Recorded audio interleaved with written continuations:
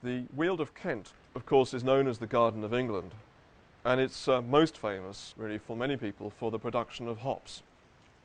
The hop industry actually was funded by many of the London banks in the 18th century. To invest in hop yards, to invest in hop kilns was a very expensive process. Here we are in the High Weald, which is a stunningly beautiful landscape, which has been farmed and worked for thousands of years.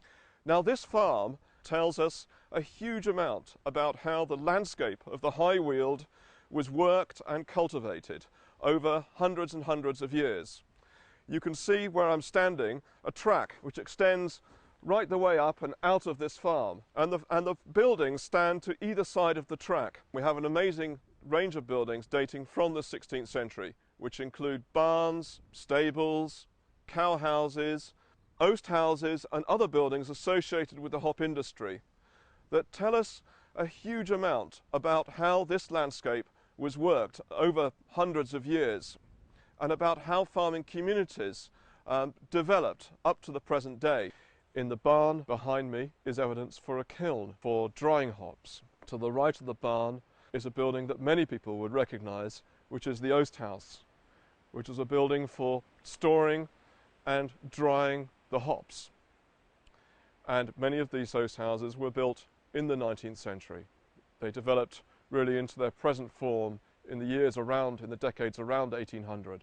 To the right of the oast house is a 1950s structure.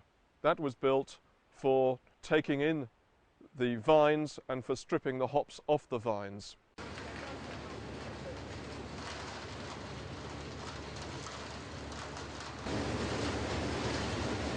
Further up the droveway at Hazelden is a group of hoppers' huts.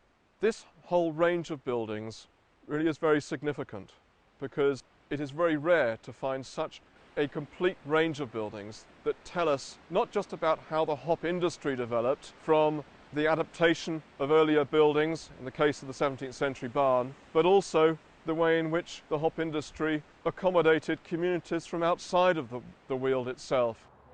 For many people in London, the Weald was important as a landscape to which they came for their holidays and for working in the hop industry. And here I am standing right next to a whole series of hoppers' huts. These are very simple single-story buildings, in some ways not unlike the earlier agricultural buildings of cart sheds and cow houses. They're simply single-story structures built of brick with tiled roofs.